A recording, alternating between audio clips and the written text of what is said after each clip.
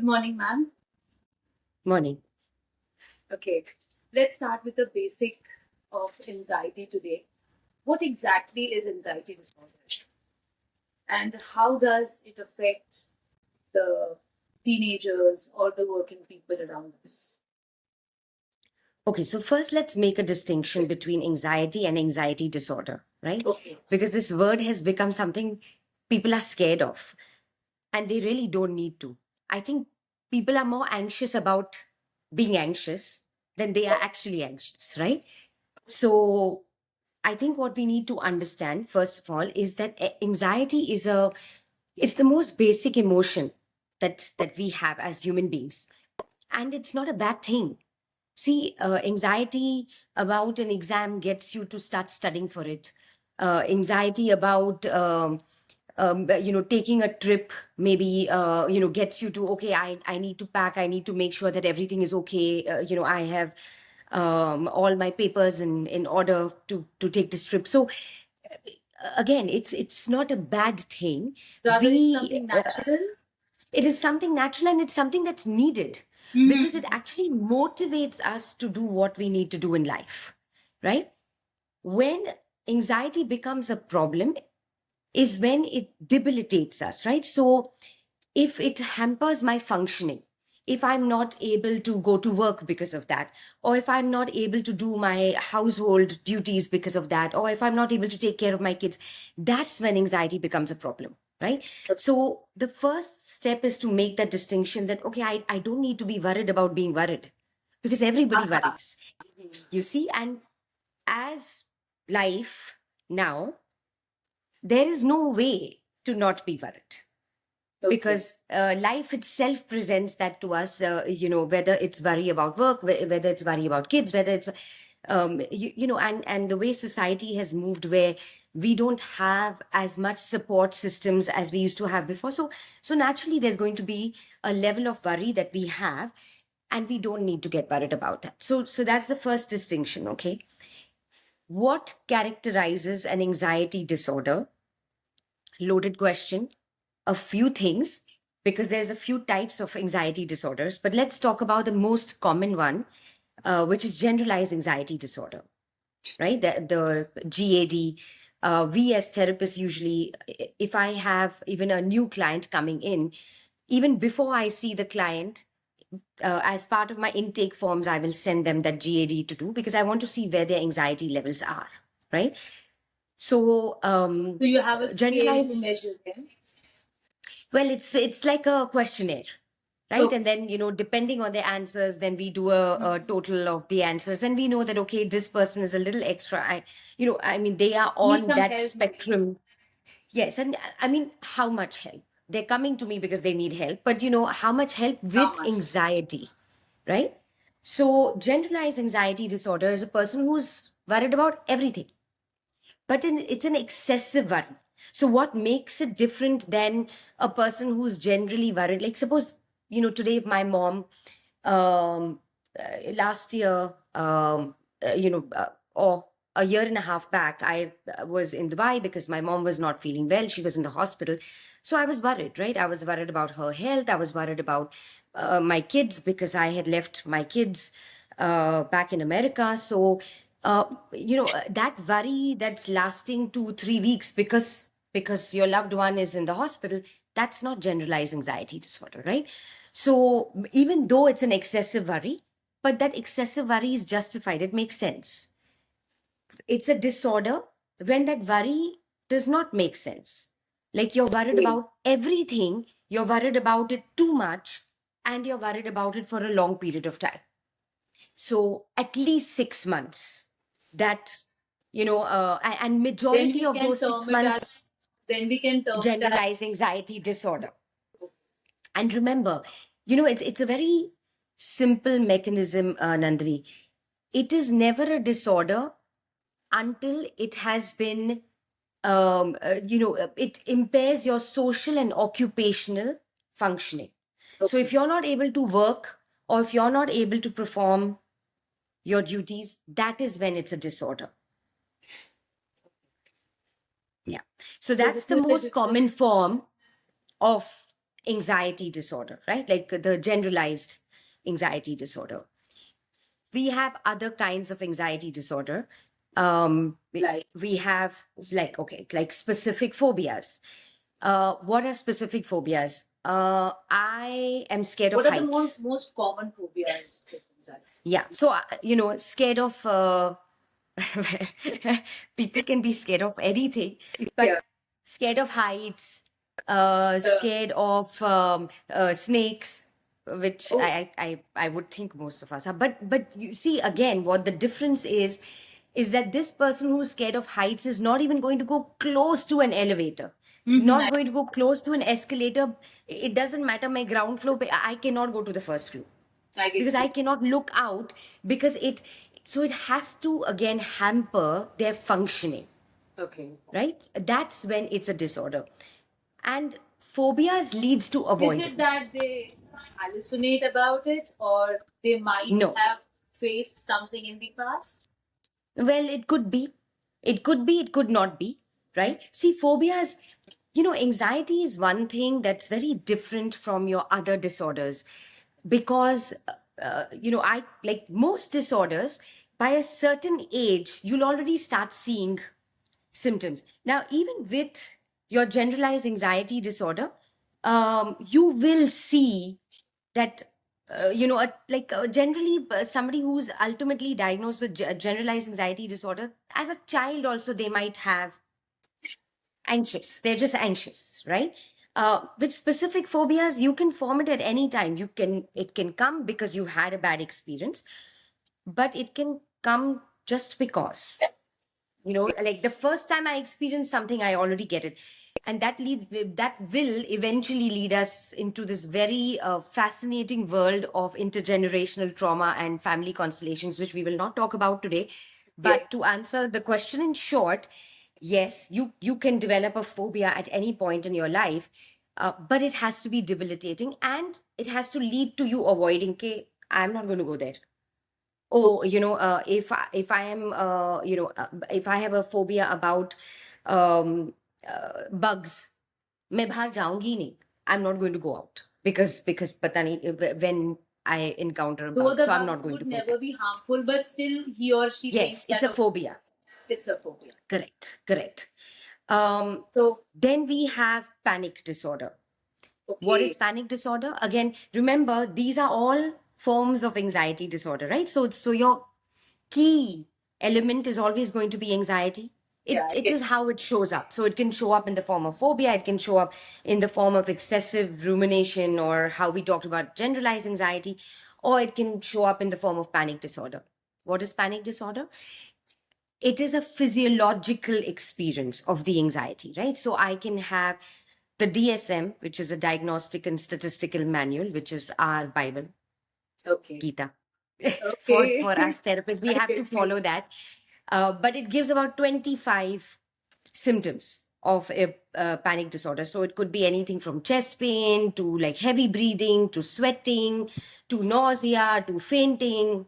It like all of Like these. whatever it can come up with you. Yeah. But again, what happens is that it's that physiological response. So it's scary. So, a lot of times people having a panic attack land up in the ER because they feel they're having a heart attack. Oh And my. then all their vitals are okay, or they feel like they're having blood pressure. But it And is then they not a go and their blood pressure is normal, right? no. I So, because they're having a panic attack, I right? get So that's panic disorder. And the last one, or I guess one of the last ones that I think we should address is this agoraphobia. And agoraphobia is very interesting. Usually, agoraphobia in the past was like, oh, it's a fear of open spaces. It's really not. Um, you see, and it's linked to your panic disorder, agoraphobia. So agoraphobia is being the fear of being in any space where I, I'm not going to be able to escape it and I'm not going to find help. So that could be anywhere. okay. I had a client who had a phobia of driving. She wouldn't drive.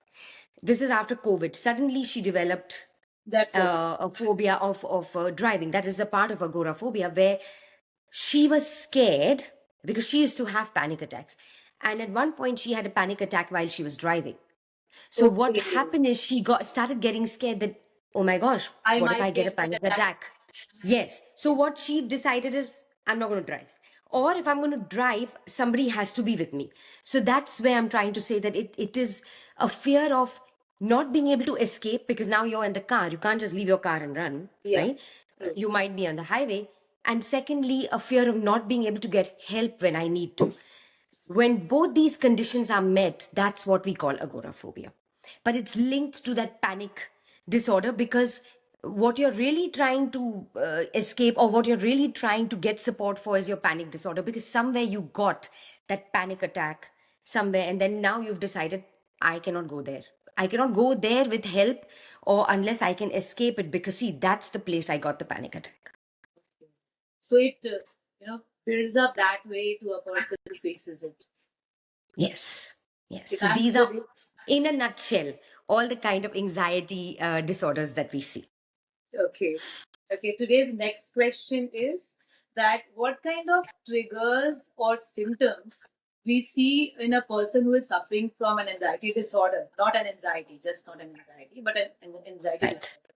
What kind of symptoms So, triggers we see? yes.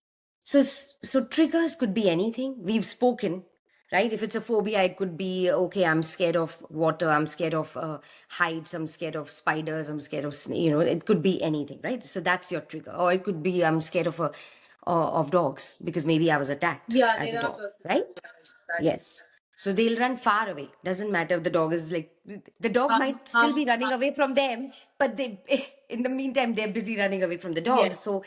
So the trigger could be anything, right? Yeah. The symptoms are, what we've talked about, Nandini, where it could be, those physiological symptoms of the heart palpitations, and, like really feeling those things in my body. Sometimes it's chest pain, sometimes it's headache, sometimes it's fatigue, sometimes. So It it's a can come lot out of, in any of these ways. in any of these forms. Yes, yes. So the symptoms can be many. I think one of the main symptoms, if I really had to point out, is the rumination. Like, I can't stop thinking about this. I know that it doesn't make sense, but I can't stop thinking about it. And I can't stop worrying about this. At least when you come to the generalized anxiety disorder, that's one of the things, like, it's that constant thinking, thinking, thinking, thinking, that I am not able to control. So I would say that's one of the most debilitating symptoms. Not that the others aren't, I but get. this really bothers people. And it's really hard. So, like, is it is there some way in which they can get help? Like, if they cannot reach a therapist or they cannot consult, like, what kind of general help one can get for such cases? First, they Okay. need to, So I let think, me, identify that yes, they are need they. they need to identify, and more so, I think they need to identify really if it's a disorder or not, because really I think a lot of people are worrying about worry. And now, this new generation and the TikTok world is like, oh, but I want to be happy all the time. No, you cannot be happy all the time. That is unreasonable. And that causes further problems. You're always going to have an element of worry, right? So I Yeah, think it's people like, really so. need to understand that. That's life. Till there's life, there's going to be stresses, there's going to be Yes, worry. that's, yeah. Okay. Now, if you do believe, so let's talk about the clinical and non clinical, right? Okay. So, the clinical treatment for somebody with an anxiety disorder could involve medication and psychotherapy. However, I must say that the research has found is that no matter how many medicines you take, unless you do psychotherapy, it really doesn't go. I mean, what you're doing is you're putting band-aids. Yeah. Your medicines are band-aid treatments, versus Wound when is you're much sitting with a so big. therapist. Right. And one of the treatments that works really well is cognitive behavior therapy. Because what it does is it targets those irrational, because remember, anxiety is coming from an irrational place. Okay. So it targets the irrational beliefs that our clients have. Say you can't get to a therapist. Some of the things that you can do, and frankly, one of the things that more and more and more we are finding to be probably one of the best treatments for anxiety is actually meditation Okay. and the practice of Should that mindfulness. be a So when we guided go one back, or like any doesn't matter. doesn't matter? Just because here's the thing. Remember one of the first things or one of the things that really that we experience when we have fear, right? Fear, anxiety is the big sister of fear, right? So Yeah. what do we experience when we have fear? It's like, oh my gosh, my breathing, heavy breathing, Yeah. right? Okay. So what do Palpitation. Right. practices of yoga and meditation help us to do is control our breathing. And it's a fascinating thing because okay, let me explain the science behind this, Sure, right? please. The minute I get fearful, okay, I have this part of my brain which is called the prefrontal cortex. Okay. This part is the thinking part of my brain. It shuts down, immediately shuts down. And the back part of my brain, okay, which is kind of our fire alarm, ting, ting, ting, ting, ting. Okay, that gets activated. The Okay, medulla part probably. the amygdala over here at the back, Yeah, yeah. okay, or what we call the Yeah, reptilian, yeah, yeah. jahan par where our emotions are sitting, right? I get you. So that gets activated and it's okay, like fire, okay. What do I have to do then? What does my automatic response is the fight, flight, freeze response, right? Like either I'm going to run away from the situation, either I freeze in the situation, or either I try to fight it. But those are survival mechanisms. Now, the only way that I'm actually going to be able to, get through this is when I activate when I tell amygdala, it's okay, don't worry, and this part starts functioning again, which is the prefrontal cortex. How do I do that? With techniques of yoga and meditation. So because when I control my breathing, when I am able to calm myself down, then amygdala says, okay, theek hai bhai, we are fine, don't worry. This starts functioning again, and then I'm able to think, yeah, but that doesn't make sense. Like, why am I so worried about that? It's okay. It's fine. We'll figure a way out. Yeah. Mhm. You see, so if I can actually train in the practices of yoga and meditation, if I cannot get to a therapist, I am going to be just fine because I'm going to be able to activate that front part of my brain. And therein lies that logic and the rational thinking, which is what you will go to a therapist to do, because a therapist will teach you what? Rational thinking. Okay, but I can do that if I can't get to a therapist by practicing, controlling my breathing and being able to calm myself down through these relaxation techniques. Amazing. Okay. The third question for today is like, uh, suppose a person is suffering from anxiety. Rather, I would say anxiety disorder, and he or she wants to vocal it. Like he or she is not getting a clue, and he or she wants to vocal it to somebody around him or her, but the person is very skeptical about telling somebody because the stigma still lingers in our society, that yes, it might be like I might be taken wrong, people might take me in a wrong way, they might look down Yeah. on me, they might avoid me, it Yeah. might multiply, by Yes. saying that I am anxious about something, then the whole thing will become okay. She or he is anxious. Okay, let's avoid or whatever. These kind of talks, especially in the teenagers and all. Yeah. Please go ahead. I think Nandini, it's actually I think that stigma presents differently. You see, because when we don't understand, and we've talked about this, when we don't Especially, understand something. I think, especially in India and Asian countries, like what I feel that India and Yeah. Asian countries, they talk more on this, that avoid it, don't meet that person Yes. because he or Yes. she Or even way. or even it might be that kya baat kar rahe ho? Forget it, man. Exactly, Yeah, exactly, get up and start like what do you mean anxiety, right? Like I exactly. feel it's more that, because if I don't understand it, I'm like, what do you mean you're anxious? Like Yeah, they just don't get up and get address going. the issue at They all. don't. They Yes, just they put it don't. back, which again multiplies and comes Correct. out in different ways. Correct. So again, as unless we as a society don't have more conversations about these things and begin to normalize this, if I'm okay telling somebody I have diabetes or I have um, high blood pressure, I have thyroid, then I should Whatever be okay the telling disease might people. Yes, so I should be okay telling people I have anxiety. But yes, there is a stigma again, which is why we're doing things like that, where it needs to normalize it.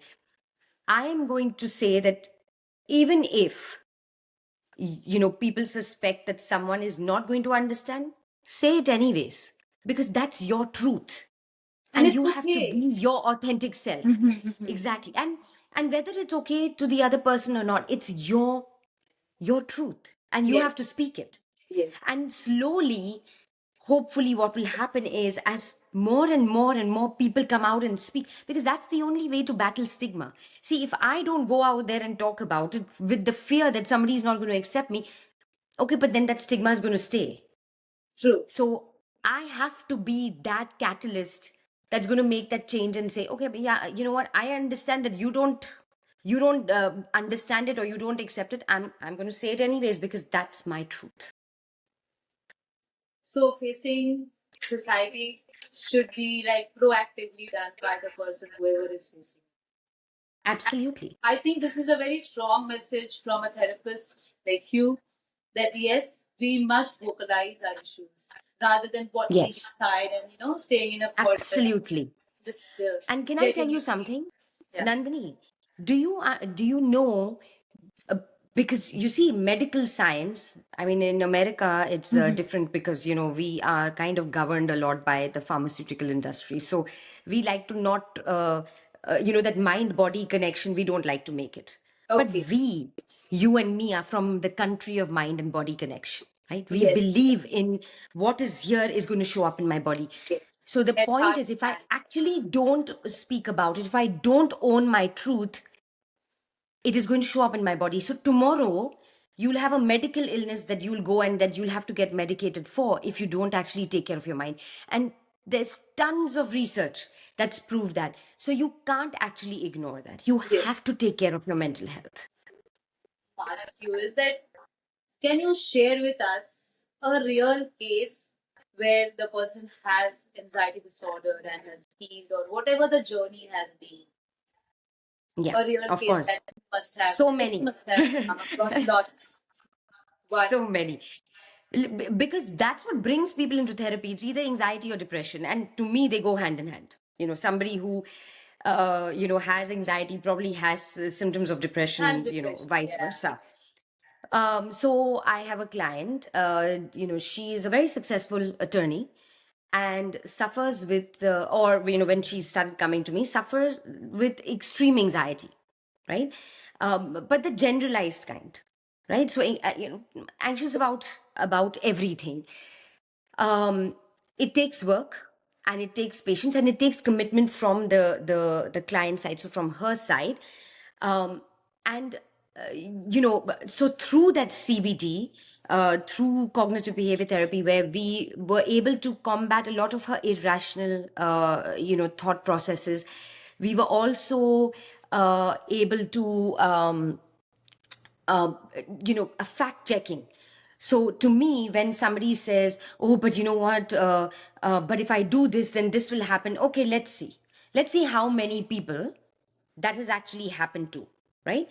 And we were able to debunk a lot of her irrational thoughts, which really helped her, right? So when she would get anxious, that self talk, right? So which she would practice in therapy, then she would go and do it when she had anxious Oh, thoughts lovely. That's amazing. outside of therapy, that she would talk to herself and say, okay, but no, but I know, because we've already debunked that, because that is not how things go, that is not how people function. So she was able to talk herself, but it had to be coupled with the meditation and those breathing techniques, so that, because like I said, even for that part to kick in, she first needed to do that. And now Mhm. I hardly see her, maybe once every 6 months, just to for a check-in. But she's doing extremely well. Oh, lovely. That means it is something highly curable. So a person suffering Manageable. Remember, Nandini, okay, mental that's the word. health. Yeah, mental health is not a, you cannot, there's no cure.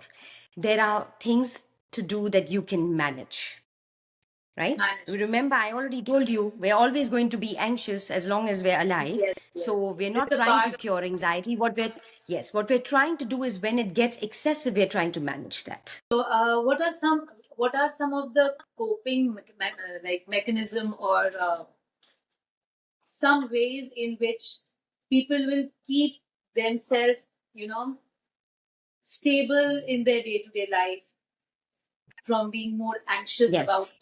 things. Like being a Yeah. therapist, you must be having a lot of ideas regarding this. Like day to Tools. day, like Yes. small uh, activities or something that will help them to be less anxious in day to day life. Yes. Okay. Few things I would suggest, right? One, we've talked about a big one, which is meditation, right? So if you can even include meditation, and yoga in your daily practices, it would be really helpful. But again, and I feel like people worry about meditation because they feel like, "Arey, but I cannot silence my mind." Okay, but you don't need to, because nobody can do that. So you can do a guided meditation if that is helpful. And the silencing of mind is never really a criteria, because the only criteria is when your mind wanders, you bring it back, right? Like try, and most importantly, if you can actually do the breathing exercises of meditation, those are very helpful. So if you can incorporate that, that is extremely helpful. Having a strong support system is extremely helpful. Having that friend, the aunt, the uncle, the mom, the sister, the brother, somebody who I can talk to when I go through these periods of, oh my gosh, I don't know what is going to happen, that is extremely helpful. The third part is taking care of, uh, so you remember, it's a package, no? So there's your soul, right? So these exercises of meditation, journaling, all of that helps my soul. There's a part of my mind, okay? And the mind, being able to again process those thoughts with somebody, with your support system, extremely helpful. um, Reading up on it, educating yourself, so you can empower yourself in times when you go through something like that. That's a part of self-care for my mind. And then there's self-care for my body, which is my food, my like exercising. And again, there is no one size fits all, right? So do Yes. something that you enjoy, that you can keep it going long term. So don't go and exercise in the gym if you hate the gym. Do something else, go for a walk, go go swim Something if very that's what you easy like. and can be adjustable to the life, Yes, day to and day life. something that you enjoy, right? But the physical activity, because it releases what I need in terms of the neurotransmitters and the hormones that actually help me cope with stresses. That's very important. Okay. Okay, ma'am. The last question for the day. Uh, Suppose a person is suffering from anxiety and like he or she goes to a therapist. When one should feel that I should visit a therapist, and what one should expect in return, like when they visit. Okay. So remember when I made that distinction between anxiety, normal anxiety, and then when it gets excessive, where it's affecting your Yeah. functioning? So if you get to a point where it's affecting your functioning, then that's when you go and meet a therapist, right? Because then it could potentially, and forget even about if it's a disorder or not, but it's like it's affecting your life, right? Yeah. So you do need then some professional help to Return be effect. able to deal Yeah. with it. Yes. So that's when you go see a therapist. What can you expect? Well, if it's a good therapist, what you can expect is some of the things that we've talked about today, that your therapist becomes a part of that support system where she or he is helping you navigate with whatever challenging physical symptoms or this rumination and excessive thinking. So whatever symptoms you're dealing with, he or she is able to help you navigate those symptoms. I would like you to tell us the meaning of the word rumination so that commoners Rumination can is, get it. yes, so I am just excessively thinking. Okay, so I've gone for a party. Okay, I've Okay. come back. Oh, but why did I say this? You know what? That person looked at me like that. She must not like me. What, maybe, what? This person did not say hi to me. Maybe she thinks I'm not a good person. Okay, now, all of us have those thoughts at some points in our life. But Now, too much I is cannot stop thinking. I okay. just cannot stop thinking about this, but why did she do that? But why didn't she look at me? But does she not like me? Oh my, what can I do? Oh my gosh, now, what, maybe, and that rumination leads to what we call catastrophizing. Oh, if she doesn't like me, now she'll go and tell other people. Now other people will not like Oh me. my I won't be God, able to that's go to too a much. party. Finished. Like what I've done is, like, ultimately I've led to a place where, oh my gosh, I'm going to die. Like I Oh my cannot go out anymore, right? God. So that is what is excessive, like, so that rumination, and then it leads to what we call catastrophizing, where it's a catastrophe when there isn't. Like, I don't know any of this. She could have not said hi to me because maybe she has her own problems and she's very busy with her Yeah, life. yeah. But what I have taken it as a personal, like, oh, she's judging The me, maybe I've assumptions done come. something. Mhm. Sorry. They assume it. Well, yes, and it could be because that person did not say hi to them, And but it's we okay. don't know the reason. Aha. Yes, right, we don't know the reason why the person didn't say hi, but in my mind I've taken that, and now I'm thinking and thinking and thinking and thinking. uh, I have a client who uh, had a very abusive ex-boyfriend. Okay, now, but she broke up. Yay.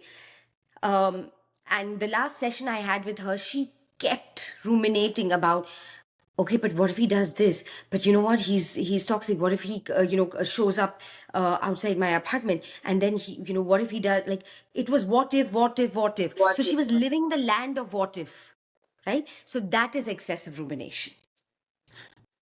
So today, before ending the episode, uh, do you like want to say something that we all should know, and something that yes, please go ahead. Um, all I'm going to say is that don't pathologize yourself if you don't need to. I think we like labels. I think we like to label ourselves. हाँ मुझे ये है. I have this. Don't do that. Understand when it's actually a disorder and when it's not, because it's really important. And please don't fear. Be okay with it. Fear is a very natural emotion. And the reason I keep bringing this up, Nandini, is because sometimes fighting that fear is what leads to the disorder. Okay. So allow yourself.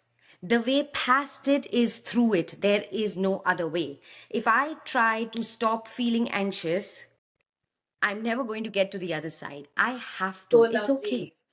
Let's So it's a live journey with from it. one side to the It next. is. Yes, but In you between, have to go you through have it that. anxiousness. Yes, because see, people are worried about emotions. They don't want to Uh-huh. feel it. Allow Yes. yourself. It's okay. It's a part of life. We're human. We're going to feel these emotions. Allow yourself to feel it. Sit with it. Don't fight it. You'll get to the other side. And if you don't get to the other side, that's when you reach out to the therapist. But most of us will get to the other side. So we shouldn't fear, right? Correct. Okay, ma'am. Thank you so much for enlightening us with so much today. We'll get back to you again. Thank you so much. Yes. Have a nice day. Perfect. Thank you, Nandini. Thank you.